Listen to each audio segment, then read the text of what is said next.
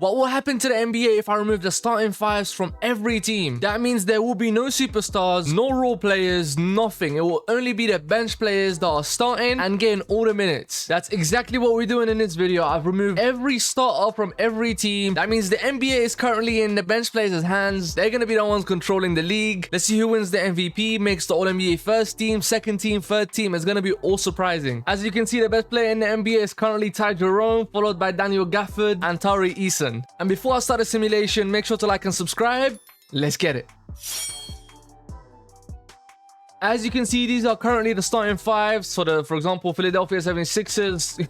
Crazy team. The Bucks have no Giannis, no Dame. Their best player is Bobby Portis. The Bulls, I don't know about them. I don't know why I even mentioned them. They sucked anyways. The Cavs have none of their big four, not even DeAndre Hunter. The best player again is Ty Jerome. The Celtics, no Tatum, no Brown, no White, no Drew, no Kristaps. Their best player is Peyton Pritchard. The Knicks have no Cat, no JB, no Mikal Bridges, OG Anunoby. Their best player currently is Mitchell Robinson. The Lakers always sucked regardless, but they have no Luka or LeBron. I think this is the best team currently. The Mavs have the craziest bench. They're so deep. Their best player right now is Gafford. The Suns, not much to talk about. They lose KD and Book. OKC also have a really good team. They've got a pretty deep team. Their best player currently is Caruso. And then you have a team like Minnesota who still has DiVincenzo, Walker, and Naz Reid. Naz Reid is an MVP candidate. And as always, as you guys know, I'll always put injuries off and I'll put the difficulty up to 75. Also turning off trade logic because I don't want to see any trades. But yeah, let's begin the simulation and I'll catch you at the end of season awards. But before I show you that, like last time, who do you think amongst all the bench players would be able to win the MVP? Because I myself could have never guessed that TJ McConnell would win the MVP, man. TJ McConnell wins the MVP, averaging 16, 5, and 7.5. But 2.2 steals also, like MVP.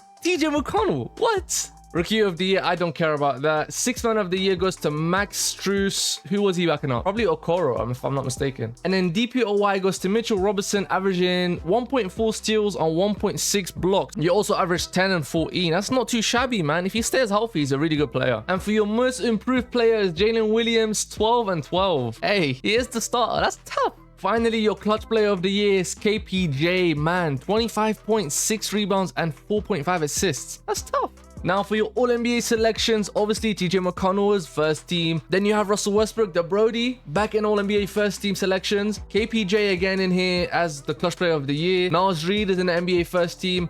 And Cole Anthony. Interesting. And then in your second team, Bobby Portis, Peyton Pritchard, Scoot Henderson. Big Scoot, come on. And finally, RJ Barrett, who I expected to win the MVP. And De'Aaron Sharp from the Nets, All-NBA second team. And then finally, your third team had Mitchell Robinson, DiVincenzo, Caris LeVert, Daniel Gafford, and Precious Achiuwa. Mitchell Robinson also made the All-Defensive first team alongside Gafford, Naz Reid, Tari Eason, and Goga Bitadze. And then your second team was Andre Drummond, De'Aaron Sharp, Charles Bassey, Precious Achiuwa, and Jonathan Go Isaac. Now let's get into the standings. In the West, the San Antonio Spurs were the best team. By far, they're not even close to being the best team. I don't know what 2K cooks. Then you have Golden State, then Minnesota, then the Dallas Mavericks, then the Pelicans, Kings, OKC, Memphis, and Houston. And the last team that could have made the play-in was the Blazers. And in the East, the best team currently is the Pacers. They are cooking the Knicks right now. If you lot watch Game 4, oh my god. Aaron Nesmith, my Celtics legend, he's cooking the Knicks. And speaking of, the Knicks are second in the East, followed by the Cavs, the Bulls, the Nets, Toronto, Boston,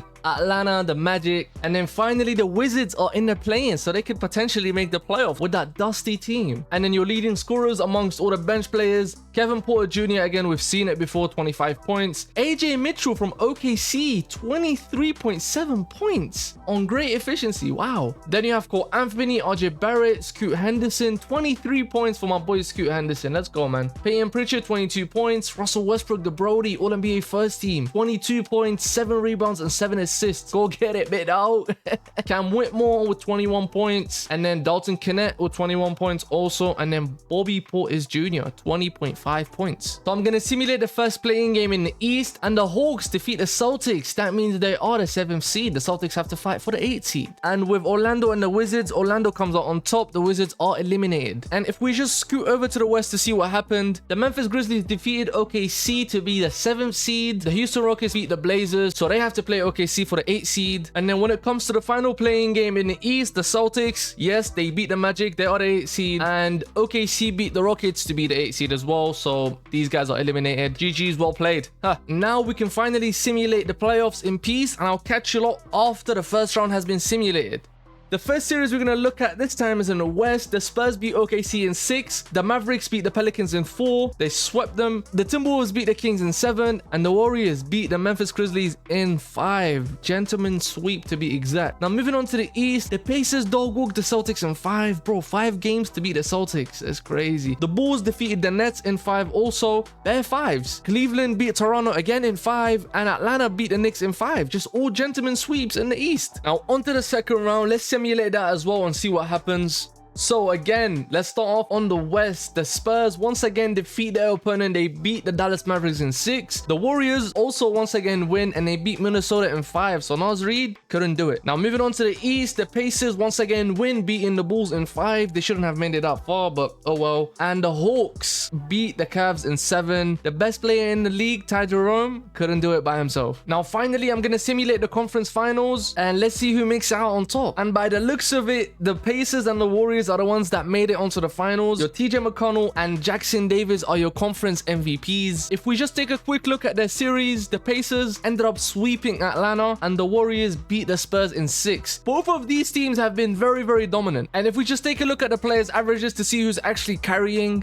TJ's averaging 18 points, 4 rebounds, and 8 assists. I want to see what Nesmith is on. Nesmith is on 15 points, 5 rebounds, and 3 assists, which is pretty good. Obi Toppin, oh my god, Obi Toppin is carrying 21 points, 6 rebounds, and 1.5 assists on really good efficiencies. And let's take a look at the Warriors starting with Kuminga, a humble 22 points and 5 rebounds, which is nice. Buddy Hield, what's Buddy Hield doing? 15 points on 39 from 3s, also not too bad. Who's their starting point guard? Man like Pat Spencer, 70 overall. My god, he's cooking. 17.5 points on good efficiencies. That's good. Anyways, now on to the finals. I'm gonna sim game by game, and the Warriors win game 1. Moving on to game 2, the Pacers come back and take game 2. They also take game 3 to go up 2-1. And finally for game 4, the Pacers take it, and now the Pacers are up 3-1. This is pretty tough. Can the Warriors make a comeback? It's not really looking like it right now. The Pacers are up 11, looking comfortable, but the Warriors, to be fair, they have a great second quarter. They have a great second quarter defensively, as well as a third quarter. Holding the Pacers to only 12 points is pretty good. And the Warriors are now on a very comfortable lead heading into the end of the 4th quarter, which is, wow, they make a phenomenal comeback, man. And it's looking like they'll be able to take game 5. So the lead is now back to 3-2. Very doable. Can they make a 3-1 comeback? Kuminga and Buddy Hield combined for 50 plus to make that comeback. That's nasty. Now heading into game 6, can the Warriors make the 3-1 comeback? Bro, if they do, that is ridiculous, especially that there's no stars. We're literally out here watching bench players go at it in the NBA finals, bro. And just like I said, the Warriors is looking like they're going to be pushing the Pacers to game 7 because they end up taking game 6. 110-96 is the final score, bro. Game 7. After being up 3-1. After being up 3-1 in the finals. Kuminga once again, 26 points on 10 for 12. Bro is on a generational run and I respect it. Now moving on to game 7. This is nasty. This is crazy. The best outcome we could have had in this video is going to a game 7 with bench players. And so far the Warriors are up winning the first quarter 20-12. Whilst also having a decent second quarter, the Pacers also make a comeback, having a great second quarter. But man, the Warriors are currently up double digits, man. Can they hold on to that lead or will they blow it? And so far it's looking like they'll be able to hold on to it because they just can't be stopped, man. And oh my god, the Warriors are about to win an NBA championship after being down 3-1. You just don't understand. 3-1 and these bench players. Shout out Kuminga, shout out Buddy Hield, Pat Spencer, all them lot. Wow. And Jonathan Kuminga is the star of the show. Listen, I'm not gonna say his nickname because I don't know how YouTube's gonna deal with that. But listen, he averaged 26 points, 6 rebounds, 3 assists on pretty decent efficiencies, won the finals MVP, got the Warriors their what now, fifth championship or something.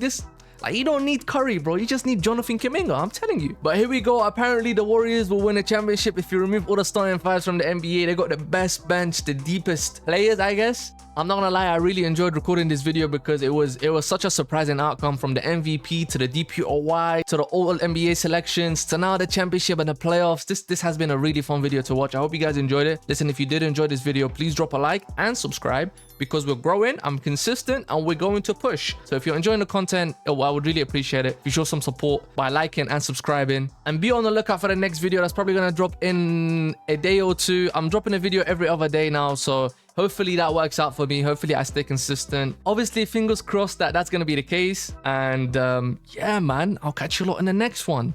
Peace out.